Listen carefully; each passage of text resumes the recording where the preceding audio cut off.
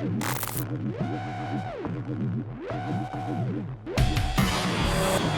to the Electric Theatre.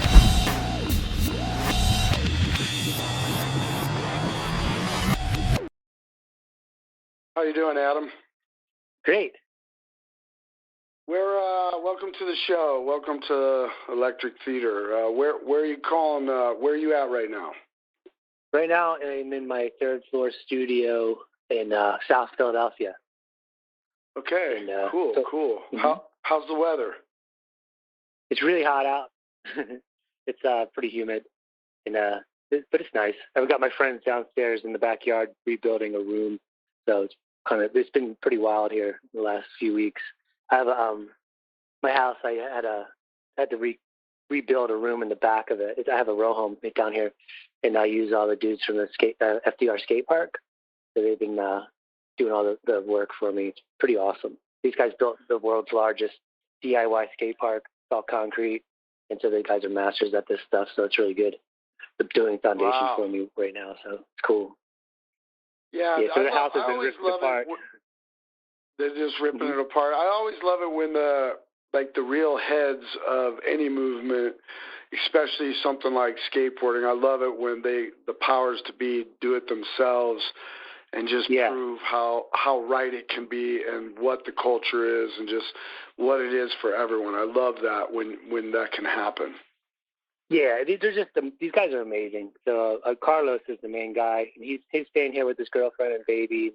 There's a big dog. So he lives out in Harrisburg. But so he works. They get the crew here. They work all day, and then they go to the skate park and go skate. And it's been really fun. But just the way they work is like unbelievable. So it's been good for me because I'll just crank out work in the studio while they're working in the back. And it's like really gnarly work. They had to tear this.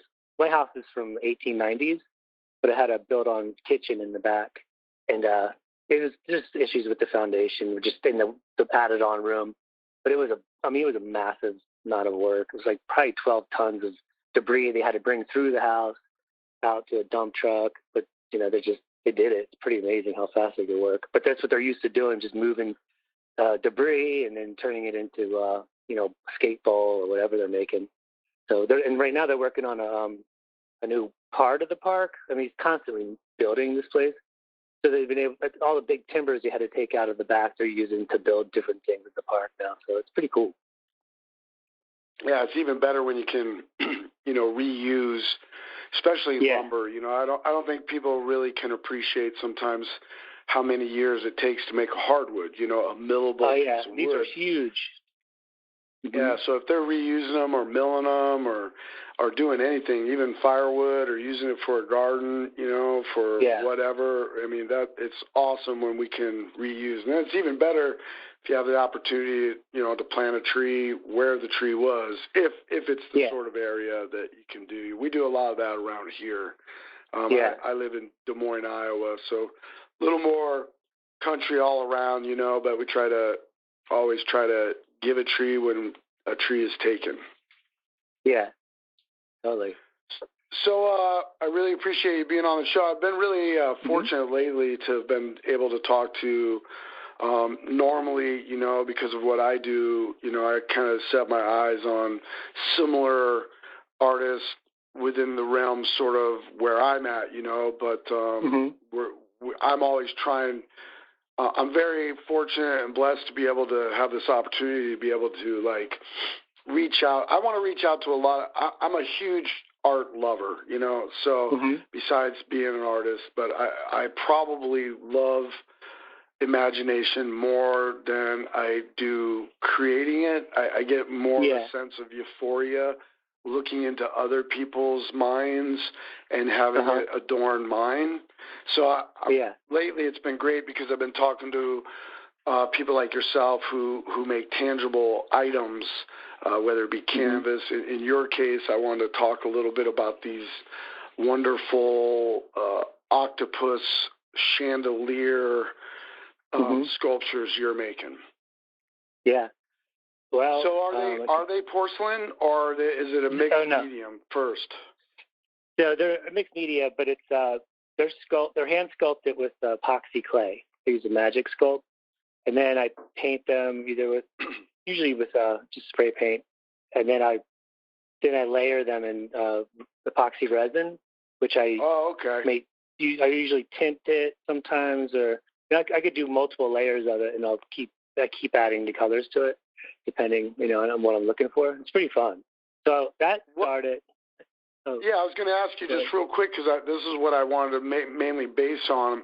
So I don't really look in too much. I don't want to try to read your own words. I want to hear them. You know what I mean? So it's what I wanted to know mainly is I did look at maybe a dozen of your pieces just to kind of get an idea that they do vary. Some hang some set on, little pieces of furniture or what have you, and then there's some obscure stuff still around the same sort of theme. So when did this all begin? Why octopuses mainly? When did this all sort of begin for you? Where, age, all that kind of stuff? Yeah, well, I think the first time I saw Adam's Family, Charles Adams comics, and the old one, and it was Wednesday in her bedroom, and she had an octopus on her bed. I've always liked octopus, but I always thought that was so cool. And I was always in the back of my head as something I kind of wanted on my bed someday. I don't even know. But when I bought this house in 2000, and it's 1890s, Victorian brownstone in South Philly along Broad Street here. So it's big, giant house, but it was dirt cheap 20 years ago. So they would afford it. It looks like a mansion now. So, but it needed a lot of work. And but anyway, I'm originally a photographer, so I always had this idea of making this fantastic house as a backdrop for photos. And so I tore the whole place apart. It was it wasn't originally, but it was turned into a doctor's office in the 40s. So when I bought this place, it was pretty scary looking. Nobody lived in here for ages, and the doctor who lived here passed away in the 80s. So it was kind of creepy. And but I just tore out walls, and I kind of wanted to rebuild it back into the Victorian layout, the original layout. And I was just really into molding and casting, and I kind of was self-taught in some of that, because in 2000 it was really hard to get information on ornamental plasterwork. YouTube wasn't out or anything, so I kind of just had to figure it out, which I did, and I cleaned up the rooms, made them the way I wanted, and then I started doing this decorative molding and the crown molding and the ceiling medallions and all that. And then there was a book I was obsessed with called Ernst Haeckel's Art Forms in Nature. And in the beginning of the book, there's a photograph of a glass jellyfish chandelier that's in a museum in Monaco, I believe. And I think it's called a Medusa jellyfish. And I think that blew me away. That's what I wanted. And I knew I wanted a room based on this ocean, sea life. And that was the dining room originally that I decided to do this with. And so the first thing I did, what happened was, I wanted this jellyfish chandelier, impossible to ever get. And I didn't know how to blow glass. I know people who do glass, but it was basically something I wasn't familiar with. So I was doing all this plaster work and making molds. So I thought, well, maybe if I could sculpt some tentacles in clay, and then I can make a mold, and I'll make cast plaster, because I wasn't very good at sculpting back then. So it would take me weeks to sculpt one tentacle, and then I would make a mold. So the first one I did were in 2001. And so I did 4 small ones for each corner of the ceiling, and then a big one for the middle. So I don't remember. They took me months to make because they were big, and it was just a complicated process. But the thing was, they were really, really heavy. So that's the reason I made the octopus, was because it seemed like the most obvious. It was something I wanted to work with, but you could do anything with it. It could be any color. You could be moving any direction. It could be symmetrical. It could not be symmetrical. It could do anything. So after I made these for the room, I was pretty stoked, and the room came out really cool. And I started to use that for backdrops. It's been in music videos and this and that. And so I don't know. I had my first. So I started making these things in 2001. 2006, '06, I've always been involved with the art world, with photography, and so I was already shooting photos for Jonathan Levine in New York. Well, he was in New Hope at the time, so I was photographing all his exhibits each month, and I would shoot it. And then he moved to Philadelphia, and I was shooting all his stuff. And then he moved to New York City. I think that was in 2005 or '06. And he got his big gallery in Chelsea. So I was working up there with him, photographing stuff, and I was also making the chandeliers. And he invited me to have a show. So it was my first solo show. So I made 7 new chandeliers. And in fact, they were all the cast plaster ones. So that was my first exhibit. And then made a few more of the plaster ones until I learned how to change my material with the artist Liz Mcgrath. She's one of my favorite artists. She's based in Los Angeles. And she's the one who got me. She does this, her sculptures look like, sort of like people, but they look like taxidermy almost, but it's not. And everything she makes is like hand sculpted. But I don't know if it's kind of based on taxidermy. Sometimes she'll use taxidermy forms and then just sculpt over it. But she uses this clay. It's a 2-part clay, and it's epoxy. So when you mix it, you usually have about 45 minutes to an hour or so, depending on temperature, to work with it. And then it hardens, to the point where it's like really difficult to even sand. So it's great. You can put it on anything. It'll cure underwater. Like, it's waterproof. It's just great. It's the best stuff. So I didn't really know how to sculpt. I was just making things out of, I didn't know what I was doing. But she was just, I remember being at her studio, and there was this sculpted lamp. I was like, so how did you make that? And she goes, I just get a bunch of junk and I squish it all together, and then I tape it into kind of the shape I want, and then I cover it in clay. I was like, oh, okay, it makes sense. That was my only lesson in how to do it. So what I do now is I start with a threaded pipe. I bend it to the shape that I want. I wrap it in, I use felt. I wrap it in felt to get the size and the smooth, so I could get a nice, clean shape. And then I tape it, and then I mix the clay, smooth it on as best as I can, wet it, and just smooth it out. And then I put the suction cups in, or whatever I'm making. If I'm making a snake, so I have little things to make scales and things like that. But it's all pretty simple. And I've been doing so many now that I stopped doing casting things, because casting was really difficult. I think the last one I made was like their tentacles curled, and those molds were so difficult to make and to pour. So now I could pretty much sculpt a tentacle like from scratch, any shape that I want, probably in an hour. Which makes it a lot easier. Obviously, it's like, that's the one thing I learned about what I'm doing, is about the importance of practice, and really what that means, and not to get discouraged by, I don't know, sometimes you think like, oh, if I'm good at sculpting this, I could sculpt anything, but you kind of can't. You could, but it takes practice to get to the next one. So if I'm doing snakes, it takes a while till I get good at it, and then if I'm making a bunch, it might be like the 8th one.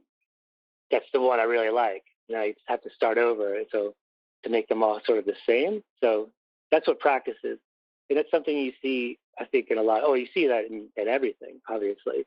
In artists, when they start off, and then when they get to their place where they keep practicing their technique, and they have their signature style, which is almost impossible to replicate for anyone else, to just totally do it that way. I was just thinking about like Mike Judge, or even The Simpsons and King of the Hill, and how you go from somebody's signature style of drawing animation, and when then they pass that on to animators, but they have like a whole book of how each thing is drawn perfectly, so that different people could be doing the same drawings, and they all look consistent. So I don't know, it's just something I was just thinking about the other day. Let me ask you this, because you brought up the practice thing. That interests me a lot. I was going to ask you another question a little bit later, but you brought this right in. So the only way I can really explain this question is that, like, in some of the work that I do, like, let's just say drumming, I personally I learned how to play by watching and listening. Like I never went to school or anything. I just really listened and could really memorize like what was going on. And so one thing for me as an artist, like, so I call like drum and throwing shapes, you know, like when we create music, we call it throwing shapes, personally, my organization, you know. And the thing is you could be another drummer and throw me a shape, and I might not have any experience in that genre of thinking, you know. Let's just call it like death metal, okay? And a drummer could throw me a shape that I've never done. But I could sit there on paper and technicality and have everyone explain to their dead, and I won't get it. But if I sit down and I try to relax and throw the shape, I can get it effortlessly pretty quickly. Now, after I got it, there are physical things that come into play like muscle memory and these things, practice, as you talk. Practice can make the shape perfect. As perfect, I guess, as it can for one person. My problem and my question that I was going to ask you, do you, as an artist, and I'm asking, I don't ever have any drama here. I don't have like any sort of like angle at what I'm talking about. I'm really just trying to get to the roots of where I'm at in the world, especially with art. And it's fascinating to talk with other people because I get some of my own answers answered. But do you ever feel... So just a little bit ago, you said, hey, you know, this clay, you got like 45 to an hour. You got to know your shit. And then now you're saying, I've practiced so much that I could pretty much cast anything, any shape, anything that used to be very difficult. I've practiced enough now. It's just innate. But do you ever stop in that process and wonder if you're real in what you do because it's become so easy and effortless? I ask this because I believe that some people, they'll never get there because they'll just admit to themselves that they acquired something. But when I'm there, I say, no, the shape was thrown. I downloaded it. I practiced it. I had it very quickly. And then the real things come into play, the muscle memory, the practice to make it what it needs to be. But it happens quicker for humans than people will give themselves credit for. I've been saying it like with a child. When a child takes its first steps, it's based off the biggest thing ever, which is reward. So when a parent is like, yay, that child's walking within a week because of all that reward. So when you give yourself reward for creating a beautiful piece effortlessly and you're proud of yourself because now you can do it within an hour, do you ever just stop and go, I am completely fake on what I do? None of, you know, everyone's like, oh my God, oh my God, oh my God, oh my God, check you out, this, that, oh, it's so, and do you ever just stop and go, this is so effortless for me, I don't even know how to take the credit because it seems sort of like there's a lie in there? I don't know if I'm making sense, but I'm coming. Oh, I know, I see what you're saying. But do you ever I feel actually like was thinking, no, unless it's something, no, I don't. Well, I was thinking about this the other day because I was looking at a piece that I did, and I was trying to figure out, because I was like, wow, you know, I think I have. So the main thing, so there's sculpting, like just putting the things on. I don't really know if that's sculpting, that's just crafting. I would say the sculpting would be in the arrangement of the piece and how it's moving and what it's doing. So that's where it becomes fun because I'm working in these shapes, moving them, and there's some things are symmetrical, some are not symmetrical, but then they all sort of are. They just have a place, the way they move. There's a reason for it. Sometimes I don't even know what I'm doing. Like I don't see myself, or maybe I'm not consciously doing it, I'm subconsciously doing it, and so I'll be able to look back. So the thing, the rewarding thing about these, and why I think they never got boring to me, because I've been around the art world forever and photographing different artists, and I was like, wow, they keep doing the same thing. They keep doing the same thing. Like, why don't they try something different?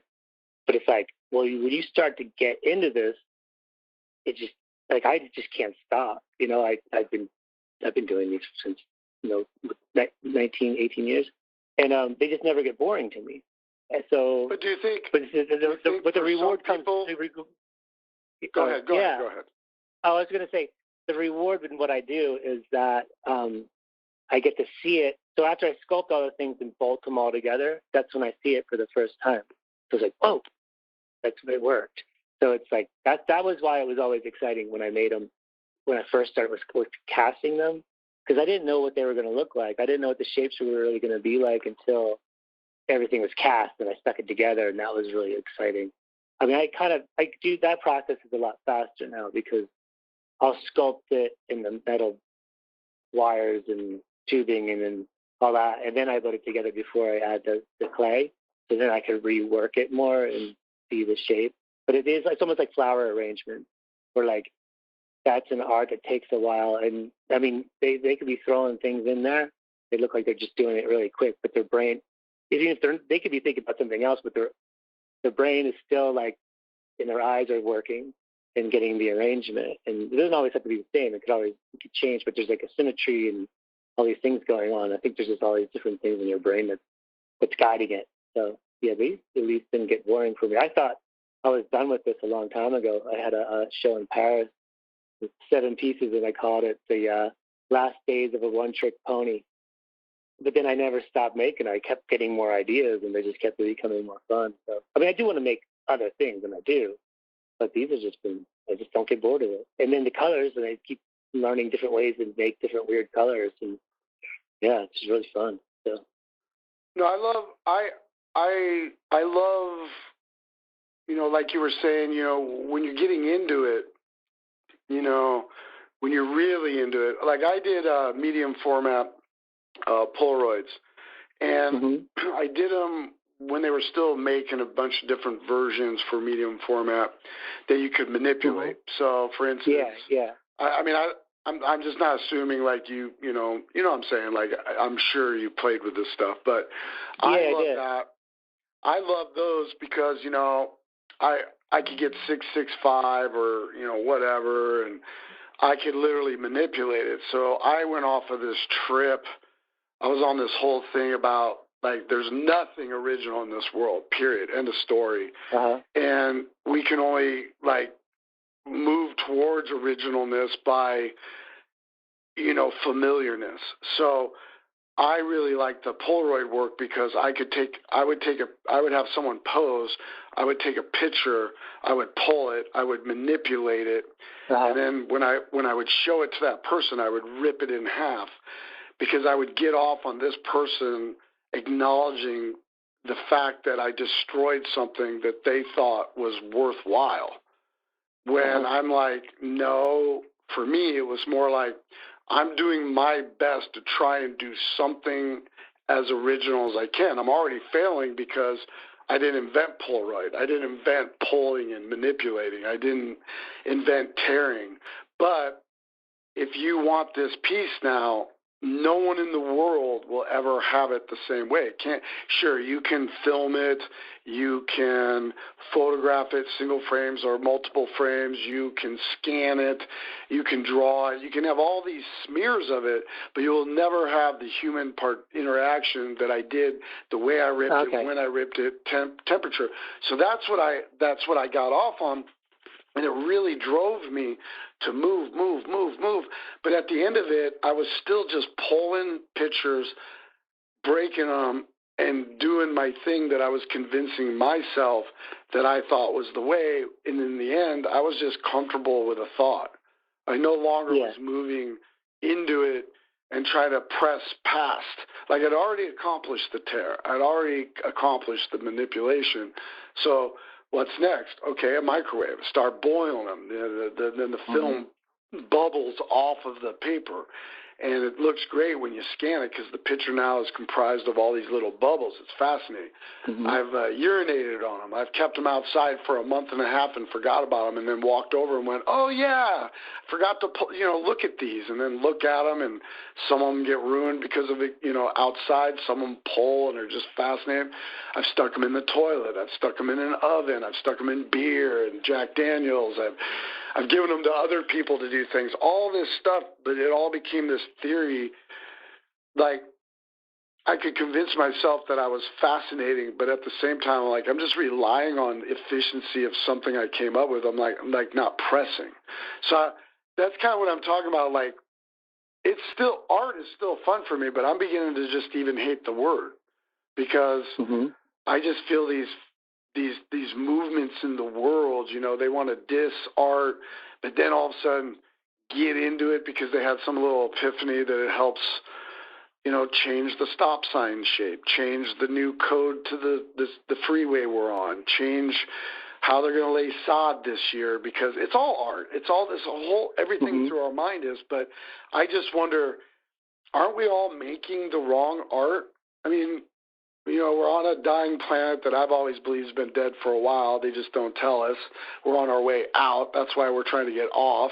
But I mean, what is so brand new around any of us that is just completely freaking amazing? And besides, I won't give any honor to the internet or any of that stuff, because I see more problems with all this, being 50 years old, growing up without it, and then, you know, being outside functional reality, and then now so many people living within isolation in a false reality. So I'm just constantly fighting this. What are any of us doing if we're in the art game? And is it just easy for us to rely on what we became good at? And then you're 80 and you're talking about octopuses and you're talking about the form, but you're 80 and that's all you did. Is that where you're going to want to be? I'm just like, I'm putting it into your hat like how I feel. That's all it is. You know what I mean? So just want to know if you struggle with that, you know, struggle with it. No, I don't. That's awesome. I've always don't. Because, like, when I was younger and I told my father that I wanted to be an artist, he said, well, you just better have a lot of things to fall back on, you know? And that was great advice. And he was always like, you know, you have to do hard things in life.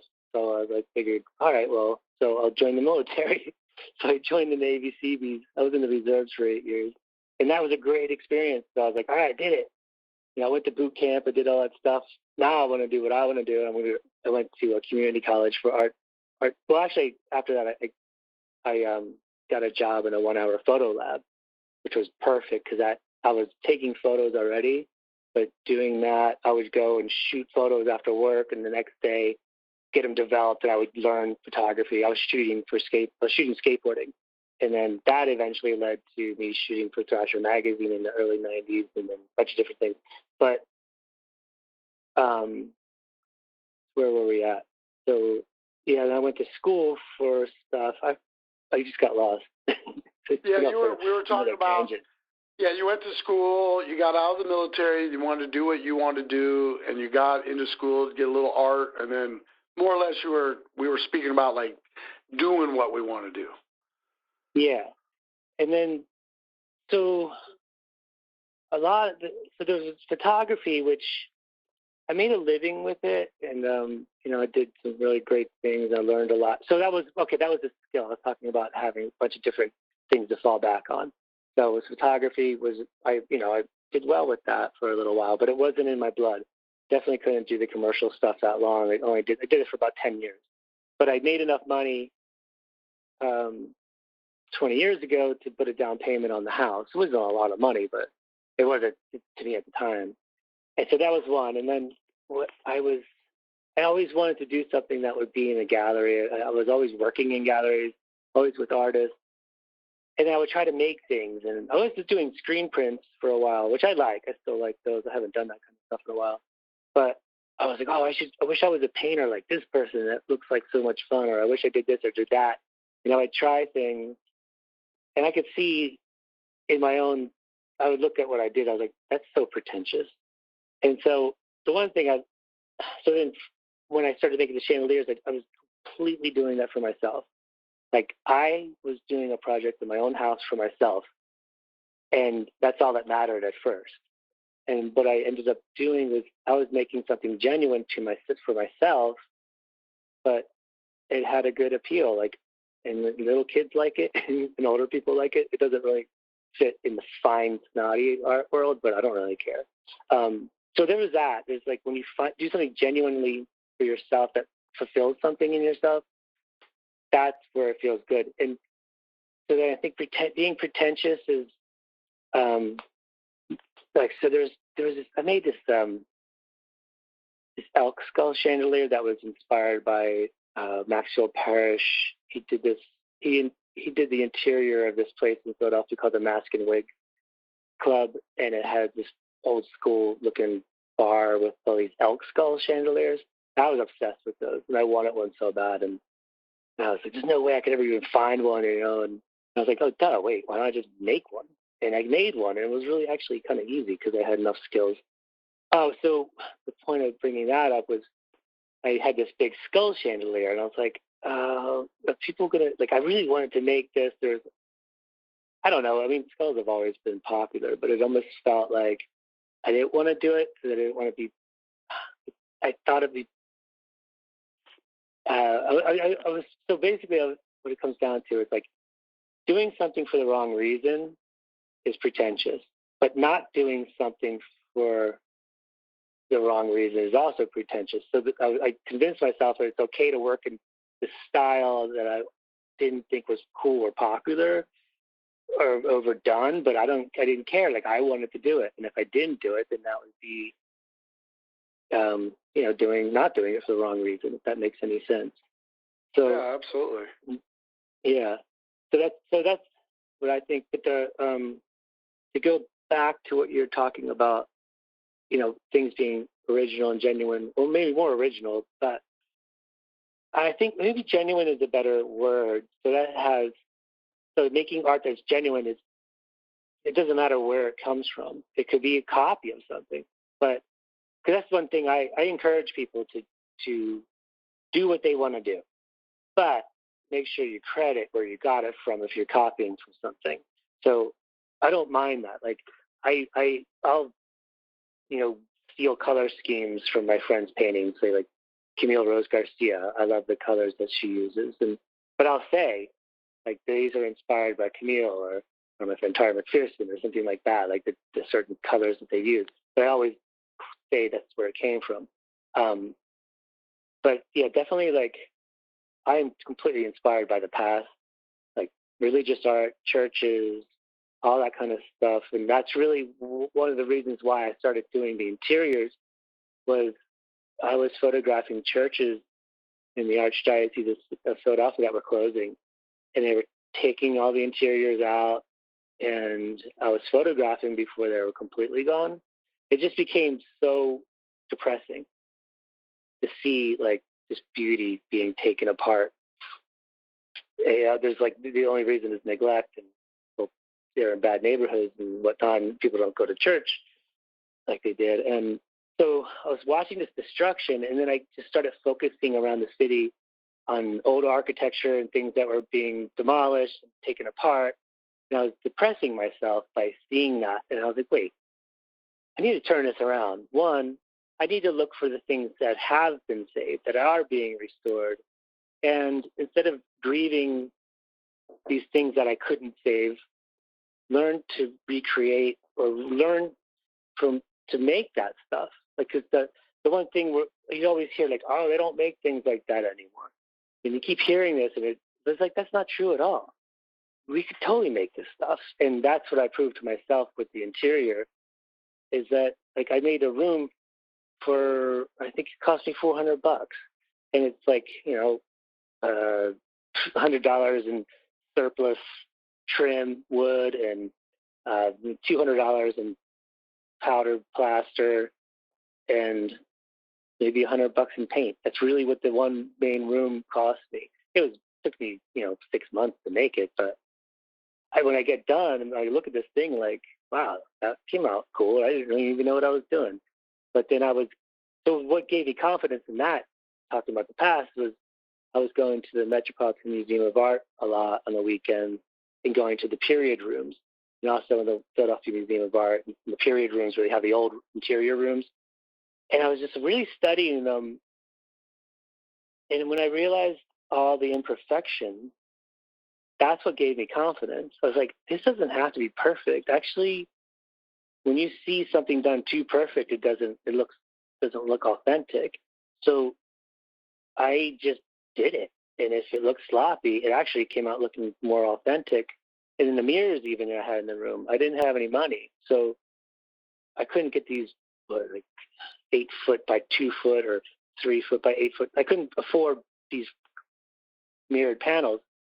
So I just went to thrift shops and grabbed as many mirrors as I could from there, cut them up, and just put them in pieces, which ended up making the windows look even more authentic. I mean, or old, not authentic, but yeah, I guess that would be the word. I don't know. So when you look at it, it's like, I guess it kind of came out like a movie prop, the whole room, the set design.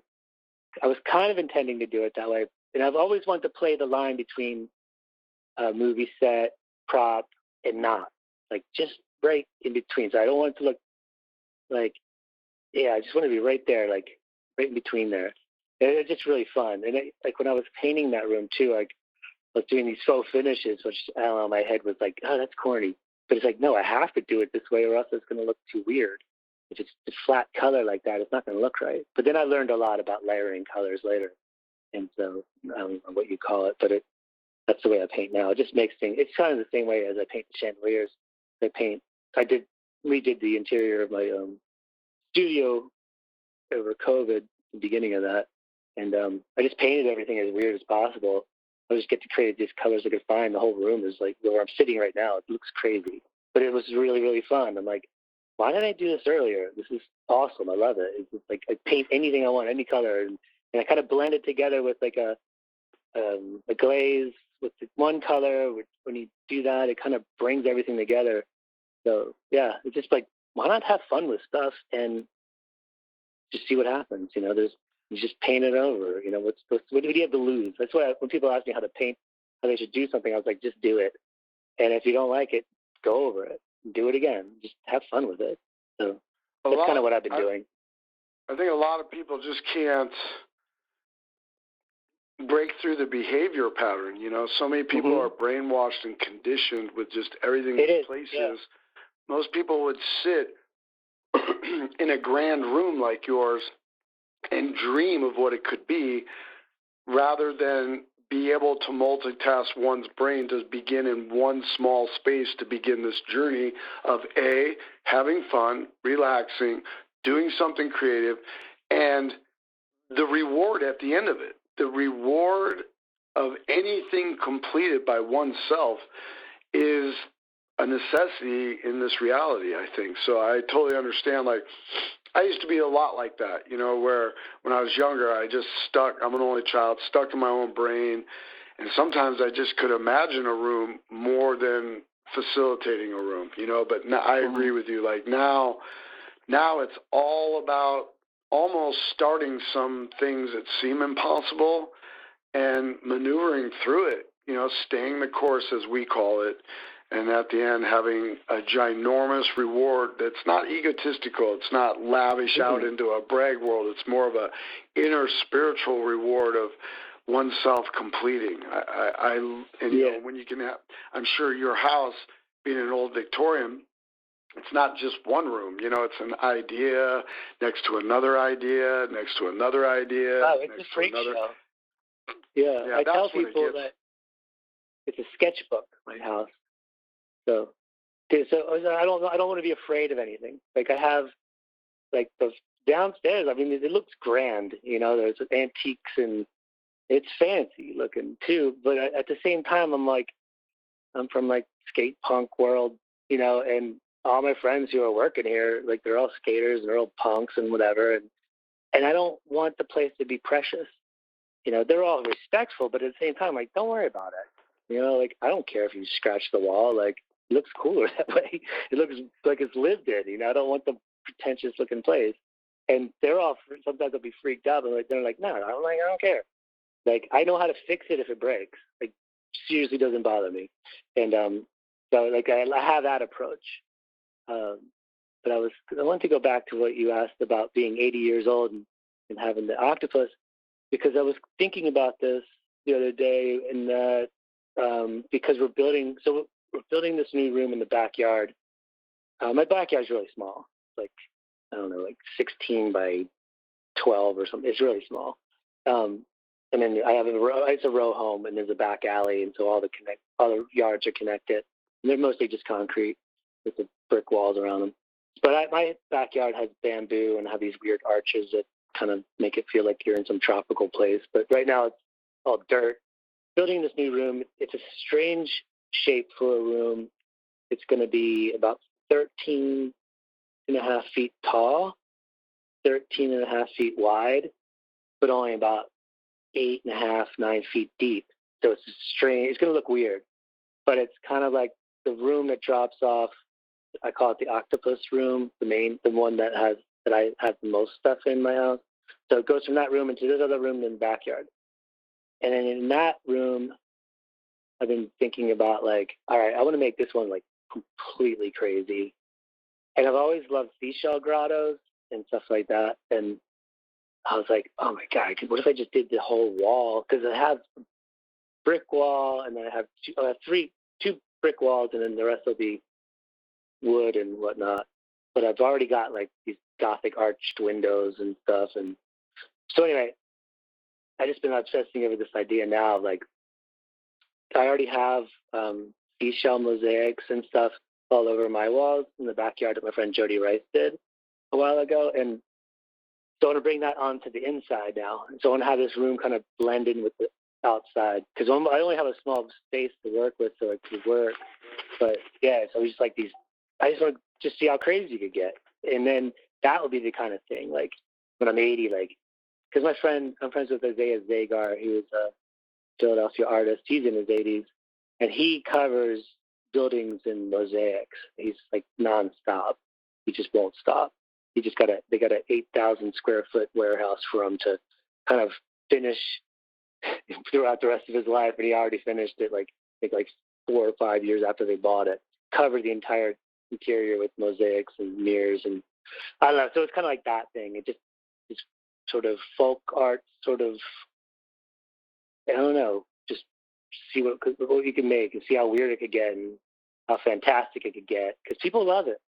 And I'm just like, why don't people do this? It's almost like, do you like Christmas lights? Like, why not just keep them around? I don't know, like, just make it cool. Like, why not? Who cares? Let's live a decorative life, or just, like, there's no rules. I painted my hallway beige once, or earth tones, because I thought I was supposed to.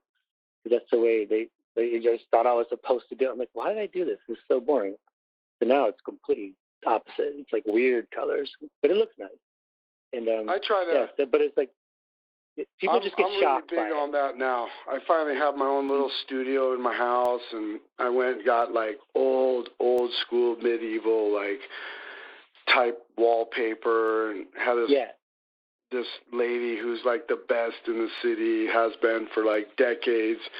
She came over, and we just had a good conversation about art and wallpaper, and so I'm really trying to do that. But I changed so much, man. I have a hard time, because like when I was getting into everything, I was one person searching for one sort of scratch. I had an abnormal collection of things in jars, like Siamese pigs, two-headed things, pedigree rabbits. Mm-hmm. Most of it given to me, and I can't even stand that stuff now. I can't be around it. I don't like it. I already fulfilled it. I'm not against it, and honestly, all the stuff I had, I gave away to people that are searching for that scratch. They're now searching in their life, and I'm like, here's a Siamese pig. Okay, look at this, and it feels so good to give it away, but I no longer can. It's saturated for me. It's gone. I can't even like remotely get into it at all. So I'm now, though, finally, after like a dry spell, because I've just been so set on music for about what seems like the last 8 years. I've been just bettering my craft in writing music. I'm finally now, of like what you said, I'm really taking spaces in my house, and I'm making it fun. And, it doesn't matter if it's just a little entryway. It's going to be special. You know what I mean? So, but but I also like that it took me a while to get to the I guess I call it my finesse. You know, I don't feel like I was finessing anything. I just feel like I was collecting, and almost like, you know, people around me liked it. Yeah, for identity. There you go. Thank you. You know, and then I quickly learned, like, you know, this isn't really my identity. You know, it's part of my makeup. It's definitely a class I had to take, but it's too easy for me, all that stuff. You know, I did a movie back. I directed a movie a couple of years back, and one of the very first bummers of doing the movie was that, you know, all projects have their budgets. You know, there's just nothing you can do about that. So our budget made sense if we could get a location that we could get almost everything we needed to get done in one place to keep the prices down from moving things and this kind of stuff. But the problem is everyone just thought this shitty warehouse, I would love it because I was in Slipknot, and like the scratch that they've seen that I've created, they're like, he's going to love this. When in fact, I walked in, I was like, this is absolutely where I do not want to make it. I've done this. I've downloaded this. I've shit this out my ears. Like, I've perfected this in my mind. I don't know about the world accepting what I've created, but in my mind, I feel like now it's becoming work and not play. Oh, no, you look at that, you're like, they're all excited to show it to you, and you probably just feel anxiety from it. Like, I get that sometimes, like, you would love this thing. It's like, dude, I cannot even handle that right now. I couldn't. Yeah, I was heartbroken, man. I go down. It's my first movie. They walk me in. They're like, "You're gonna love this. It's got this freight elevator with a fence that comes." I'm like, "Yeah, I used to live in those places when I was 14. You know, I used to squat 14 to 19. We just buy places, rent them, and fucking create havoc. You know, so no, I don't want to be here." And when we were there, I got all these cats were pissing in the basement. We all got sick. We called it I don't remember what we called it, but we had some name. And then I got bit on the leg, on the ankle by some bug down the basement that everybody thought was so badass. I'm like, this place sucks. But we made it. We made it what it was. We went deep. I was very thankful. I'm not blaming anyone. Money dictated that. It's nobody's fault. Yeah. Nobody said, you're doing this. It's just, if we wanted to do what we had to do, there were some things we had to do, and we had to take this location. It made sense, and I was fine with it, but it drug me down. You know what I mean? I was like, damn, this is work, you know, because I've just done this. I've done it over and over and over. Nothing feels new to me, and I really got to work to try and make anything feel original, you know? So it gets difficult, especially when you have a lot of friends and everybody's into different things. It's hard to get on one page of differentness, you know, just to be inspired by. I love hearing you say you had an artist friend come over and do something, you know, in your own place, and now you have a living piece, you know, and you're like, I'm going to bring that inside, you know, that's what it's about, you know, and the fact that these skater kids, like, you know, one of the guys brings his wife and his dog and his child, and they're squatting for the weeks to build something that's going to be his legacy, you know, his family's legacy, and they're living life, different experience, different people chilling out. I mean, that's a real story, you know. In 2 years, what did you do in 2020 during the pandemic? Oh, I went and built a skate park at a friend's house with my big dog and my new child and my wife. That's cool as fuck, man, you know. Yeah. So what do you got? What do you got going on right now? What do you before we? You know, I try to keep these, you know, I don't want to get you bored or whatever. I try to keep them to a reasonable length. But before we go, what are you working on right now that you're really, really into, that's taking your time off away, the things you need to be doing? What's that thing you got to get to every day? Oh, man. There's just so many different things. It's the summer, so I've been trying to go to the beach as much as possible. I have a boat down there. And my family's down there, so I try to bring them out on the boat as much as I can. So I have that, but it's been great going out down there. Because what kind of boat? Philly's boat you got? It's a smaller boat, 18-foot outboard, 90 horsepower, but it's super easy to take out and move around. And there's nothing wrong. I got I'm not proud of this, and I'm not trying to be whatever. It's just you said, boat life is my life, man. On the summer, Yeah, I have a houseboat. I have a houseboat, but a houseboat can be limited because of wind. Like if it gets about 30 miles an hour out on the lake, now I'm driving this big sail. You know what I mean? It's like really pushing my boat. So I got a cruiser, just a little cruiser, where it's got the bedroom and the bathroom, so we can get that out more. And then I got just a teeny little speedboat, all old stuff, nothing hugely fancy. All stuff my wife and I redid, and I like older sort of stuff that I can build and make my own instead of getting something real nice and break immediately and go, I shouldn't own nice things. You know what I mean? So, yeah, that's where you have you try to find friends who have that stuff, and then somebody asked you if you could upgrade your boat, what would you get next? I was like, this is what I want. Exactly. I know if I have something bigger, more complicated, I won't use it as much, and it's the perfect size of what we want. I have a 53-foot Playcraft houseboat. It's like 1975, 78, something like that. Nice. And I'm in a slip out of the marina at this lake, and next to me are these enormous houseboats, Yeah. And 9 out of 10 people will always go, man, I love your boat, because A, it's still a houseboat, but it's on pontoons, whereas the guys next to me, they're like one single pontoon, like one aluminum base with a motor, a big diesel underneath or whatever. And I have an outboard. It's really easy. It's simple. It's a lot tamer and a lot less inexpensive. And when something goes down, I can usually go to Home Depot and get done. These other ones, I'm not dissing them. I love them. Just too much work for me. So people are like, people will blindly say, hey, man, rock star, why don't you get that? I'm like, that is the last fucking thing I want. That'll ruin my life. I'll spend more time, trying to figure it out. I'll break everything because I'm the clown. I'll break everything. It'll just accidentally happen, and everyone around me will be like going, you shouldn't own nice things. And I'll be like, you're exactly right. So, but anyway, back to lake life. So you go down to the beach. And you try to do that every day. That's what we do. But continue on that. What's up with all that? Continue that. Okay. Yeah. Well, now it's Labor Day weekend, but I got to go down there a lot this year. It's an hour and a half away from my house, so I love Philly. It's really convenient in that sense. But you get to the ocean in Jersey. People have no idea how awesome it actually is down there.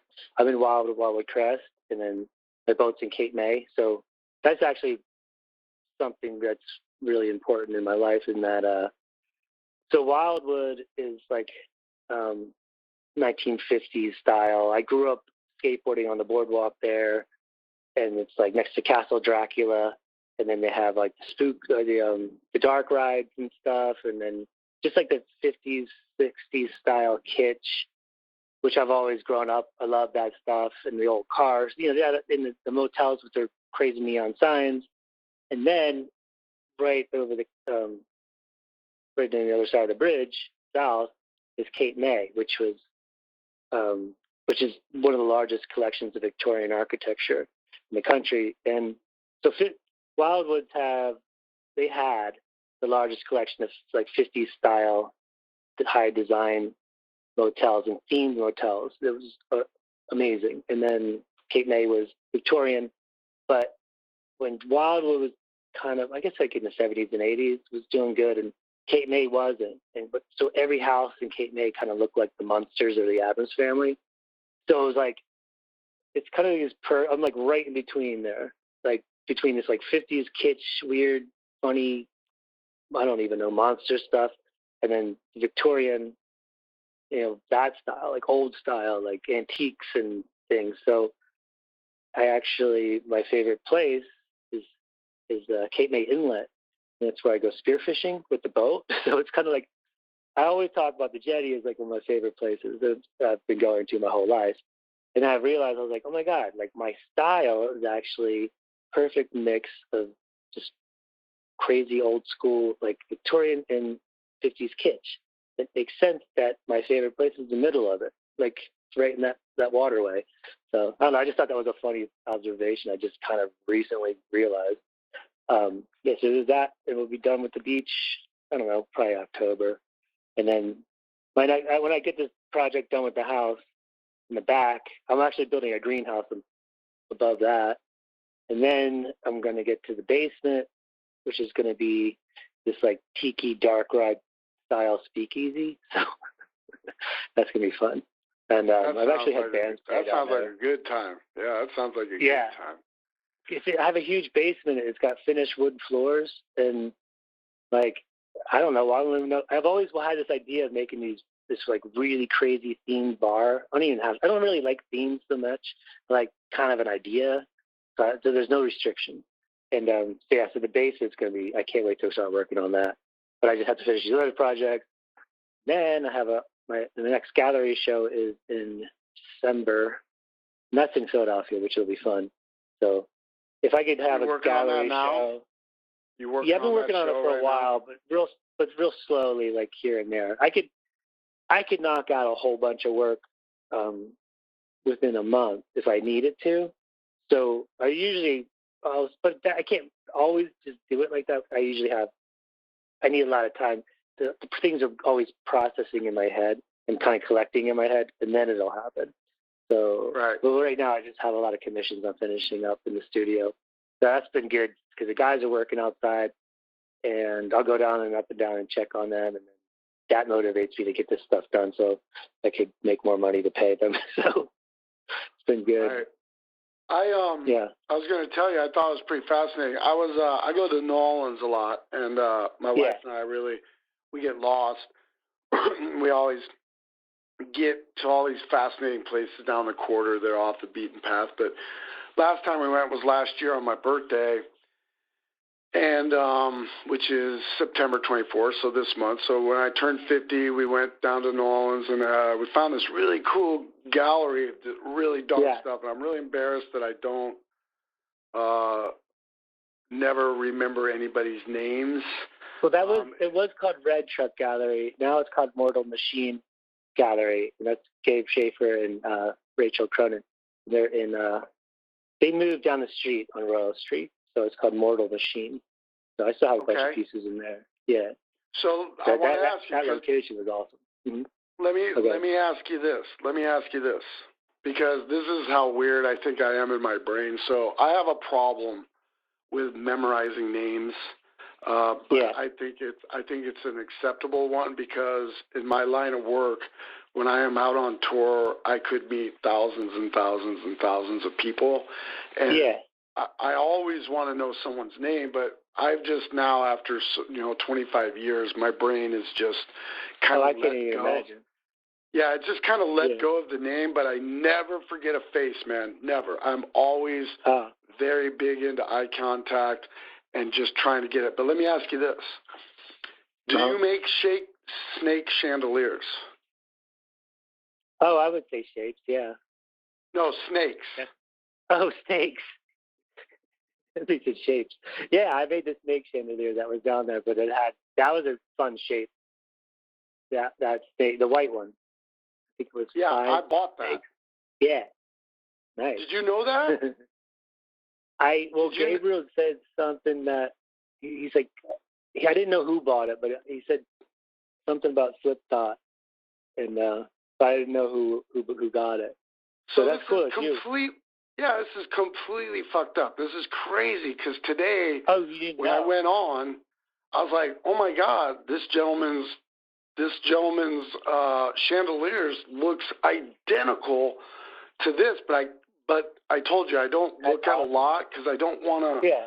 I don't want to know too much. I want to get there with you, and then I'll go there after our conversation. But anyway, it was the circles. It was the big globe parts. Anyway, I built a new house, and it's hanging up in my dining room, man. I bought that, and we held it for like 6 months in a box. Nothing got broke. And I brought it out one day and told all these guys that work in my house, I'm like, this is your job today, and they're like, oh, shit, like, what if we break it? But, man, this piece is just amazing, man. Great. I mean, I'm blown away it's you. But after I saw it, I was like, what are the chances? This has got to be him. Because these globes on the chandeliers, there can't be two people kind of doing it like you. You know what I mean? That's so funny. I'm happy Isn't you got weird? that one. I don't think anybody at my office knows that you made my chandelier. This is even weirder that, like, this all got like done like this, you know? So we love this chandelier, man. Everybody comes in is just like, what the fuck is that? And I was like, watch out. At night, it moves. Yeah. You know? Yeah. It curls around at night in the right light. I made this real weird, it's like this bust of this, it's like a Victorian bust. It was just resin, cast resin. But she has 8 tentacle arms, and basically was a giant, it is a giant candelabra. It's all wax candles. And it's sold to some guy, I think, in New York. We had this in Miami, one of those art fairs. And this guy bought it, and I brought it over to his office, which was around the corner from the gallery that was there. And I said, there's a secret to this, but I'll let you figure it out. And he's like, well, okay. He didn't know what I was talking about. And then I forget who I was talking to, but somebody from the gallery sold it. I was like, I wonder if that guy ever figured out the secret. Or maybe they called the gallery for something about it. I don't remember. And they never figured it out. But the secret was that it glows in the dark. I thought you would notice that pretty soon. When I used to do screen printing, I always put glow-in-the-dark ink into the paint. And then, you'd see it when you turn the light off. That was inspired by Mark Mothersbaugh from Devo, because he used to make these glow-in-the-dark prints, which I thought were so rad. And there was that. But that's awesome that you got that chandelier. I made that originally for an art show in L.A. with Red. They were Red Truck at the time. They changed to Mortal Machine, and then they brought that down there. And I love that in the gallery. And that one's sort of inspired by Art Nouveau, the shapes of it. So it's like kind of got those that kind of swerviness to it. I'm going to take a picture of it, and I'm going to, when they up our conversation on the ET, I'm going to put a picture of it and show people what it is. I came back like twice. I went in, I looked at it, and we walked down the street, got a drink, came back, and I got it. I'm like, normally I wouldn't buy something like that because how the fuck am I going to get it home without breaking? I'm going to spend this money, and I'm going to get home. It's going to be broke. I'm going to be so pissed. But I loved it. My wife and I loved it enough. They were so cool. They got it wrapped up perfect. I kept it in the box for like 6 months. And about a month before it was going to get hung, I took it out. And then I put it in one area, and we couldn't believe. There was only one thing they couldn't use, and I think it was the plate that went on the wall. They just couldn't. It was because of the box I had. It was the box that was put in the wall already with the drywall, and we couldn't change it out. Yeah, I don't even remember. They usually don't provide this, so that may have just been one. I didn't know. Yeah, it might actually. Maybe it didn't come with one, but we love it, man. It's just cool. It's real raw too. It's not shiny. It's like real. Yeah. Real. I think that one is just pure white clay. I mean, the epoxy clay comes in different colors, and that's white. I'm pretty sure that was just that. I don't know if I touched up with flat white. Sometimes I'll do that. But I think I did that one all just with the clay. I think it's just pure the clay. Yeah, I think it's just purely. Yeah, it might yellow a little bit in their little areas, but definitely. I want to play with cool. that. It looks different. It's not even though it seems symmetrical in design, it does, like, no matter where you look at it, it looks like it's incomplete, meaning like it moves. It literally, one area you're like, oh, I see it all. You move to another area, there's something missing, and you're like, did those snakes just coil up and move? So it's really beautiful piece. Great gallery, good people. I bought a couple pieces from there so far. We're thinking about going again here pretty soon. But, COVID's been, it's been COVID. So we all know. So, well, hey, man. I don't mind it. I got to do a lot of different things through it. So. Well, I haven't. I know it. I don't want to sound like someone who's like dissonant with the people that are not able to have, some time. And believe me, it's a tragedy. But I've done all right because I'm a homebody anyway. and I don't like to leave, and I got a new house, and I live on an acre, so I've had so much yard work to do. Yeah. Trees that need to be cut down, manual stuff, and we've canceled Plus quite a few tours. I mean, this is probably the first time you get to stay in one place. Well, honestly, for me, it's been great because I am used to taking time off in between album cycles because other people in the band, like Corey has, Stone Sour, other projects, and we all like to go separately because we need that time. I need time in the world to download what's next for me in order for it to be good and evolve, rather not evolve and just settle and go nowhere in this business, in this art form. Mm-hmm. So I'm used to it, but what's grand for me is everybody that hasn't been used to it. So take my management, for example. Like when I'm off of Slipknot, I'm home for 2.5 years. The management will still be working other bands and, Stone Sour, these sorts of things. So this is the first time in my life where everyone has had to be home at the same time. Yeah. So I'm faring great because I've done it several times already. I've done it 3 times, a total of like 7.5 years, of just sitting around waiting for Slipknot to get back to where it's thing. But it's a much needed thing that we do. It's what we want to do. It's what we need to do. Yeah. But like I said, now everybody's at home trying to maneuver through this sort of thought process. And it's kind of nice for me because I don't have the stress. I'm not saying everybody else does have the stress, but they do have to figure out what they're doing. Everyone has to right now. So with me, I go outside, I turn off the phone, I don't get around anything or anybody, and I just go to work. And I usually do it pretty creatively. If I'm cutting down a tree, I do it creatively, if that makes sense. Well, hey. So it's funny who I ran into. I ran into in Cape May was Darren Sanders. I think he's been was he guitar teching for your band? Yeah. So I ran into him. We're old friends. And it was the first time in 20 years he was able to take off on a lot of time. So him and his girl were down in Cape May for the whole summer. And I was like, oh, my God, this is so crazy. So I got to see him a couple of times. So, it's like, it really... It has opened up people, and hopefully everyone who's saying, hey, I get to spend more time with the family, hopefully they really are.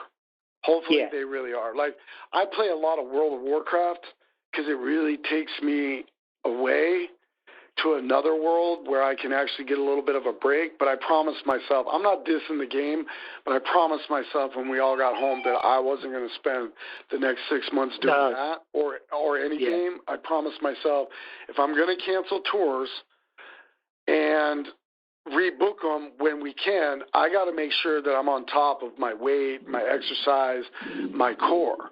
Like, I can't just, we were on tour, like, we were in the thick of it, and I was in shape, and we're going, and then, boom, this all happened. So now it's like starting all over, and so I just made sure I got outside and kept my core going and balance and just make sure that I'm staying on it in a different way. Well, what I want to tell you is I want to commission a piece. So you have to...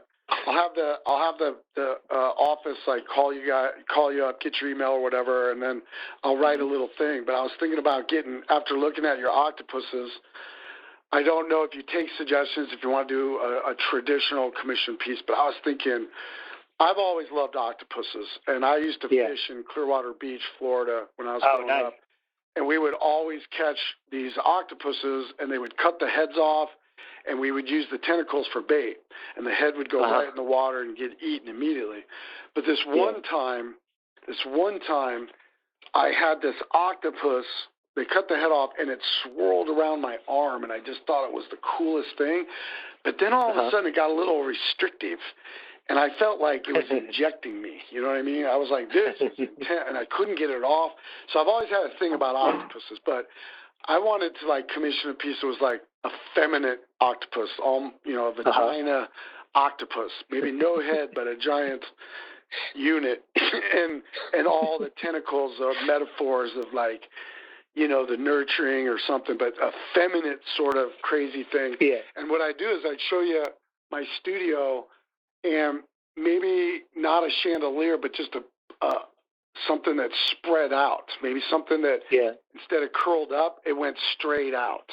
But I'd show you the wall or whatever, and we could talk about it. And then the next time we talk, maybe we could, in the months to come, maybe when you have the idea, we can get back on and we can kind of like discuss a commissioned piece in this sort of speaking, so people that love art that tune into this show can kind of hear the minds speak. Sort of like an offering of what this is about, and this sort of collaboration of minds thinking and one doing and one thinking. It might be cool. So, I'll have them. I'll have them get with you, and we'll continue, because it's so weird, man, because I was like, there's no way. This has got to be the same guy, but I'm embarrassed because I can't memorize names anymore, man. Yeah.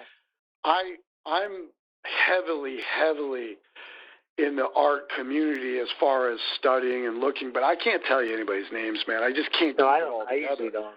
People are like, do you know that? I'm like, wow. I'm like, oh, yeah, of course I know that. Yeah, exactly. I'm just like, I know all the heads that I just worship, of course, Joel Peter Whitkin, things like such, but all the newcomers, they come in by the hundreds. I can't keep it together in my brain. I do so many meet and greets. I'm just like, hello, I can't do it. So, all right, man. Well, hey, it was a pleasure talking to you today. Me too. You make beautiful, beautiful art, and we're going to put up a link and get everybody to it and take a look at it. And I saw a picture of that grand room of yours with the baby blue, I believe it was, or it's a beautiful. We have a lot of homes like that here in Des Moines, a lot of Victorian homes in the center. Yeah. So I love those color schemes. Maybe I'll even take a couple pictures for you and show you a couple. I'm sure you live in that area there, so it's not going to be anything new for you. The interior's neat. They're more the exterior is kind of flat. Yeah. Yeah, they're more the exterior. Yeah, the more farmer colors here and farmer ideas. But anyway, let's hook up again. Yeah, go ahead. I was going to ask you. I don't know the name of it. My friend Paul Kudanaris, he's an amazing. I don't even know how to begin to describe this person, but he's a photographer and a writer and everything. Amazing person. He was just in Iowa at a grotto, and he just posted photos of. He's Hex and Cult on Instagram, and it's in Iowa. So I don't know. I'll have to figure out the name and let you know about it. But he just was posting these, and I was like, oh my God, that's like exactly what I have in my head about this room I want to make. And I don't know. I just brought it up because it was Iowa, and it just Yeah, no, there's a lot of wonderful. Like when you were bringing it up, I was like, wow, man, it's a lot of places I've been in my whole life. That's kind of a standard, farm homes built for big families. If the family was a little successful, it might go a little crazy on the farmhouse. Otherwise, they're just big rectangles full of rooms that people are going to work their asses off for their whole lives, Yeah. All right, man. Well, hey, I was going to say, tell all those hardworking culturalists, tell all those guys what's up from the clown. Keep up the good work with the skating, man. Everybody needs that. So just next give time a little you're in Philly, for me. Yeah, well, next time you're in Philly, you have to come check out the house and the park, the skate park. It's just a trip down there. I'm there. Like my total kids anarchy. skate. I love it. My kids skate. I mean, if next time I'm there for touring or whatever, that's what I will do. My manager used to hang there a lot. We know it well. I played there back in the day. All the small clubs, know it well. Love the city, love the people.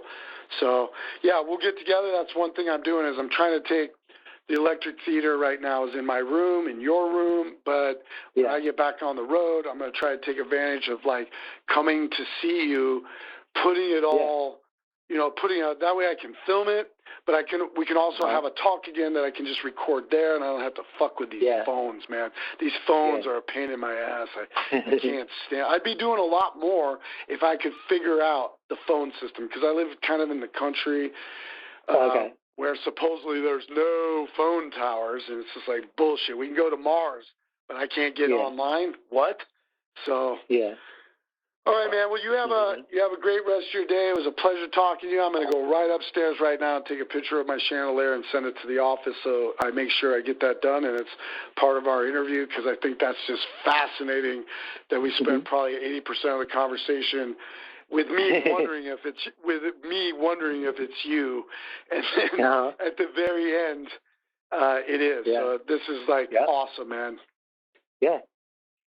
Cool. All right. Well, again, just tell everybody, hey, I'll talk to you very soon, man. Your art's incredible, and if you need anything from us, and again, please be a guest at one of our shows. Let us know. Yeah. You have totally. you have the dial. Let's just keep this human to human conversation about life going. Yep. All right. Take care. All right, man. You have a great night. Be safe.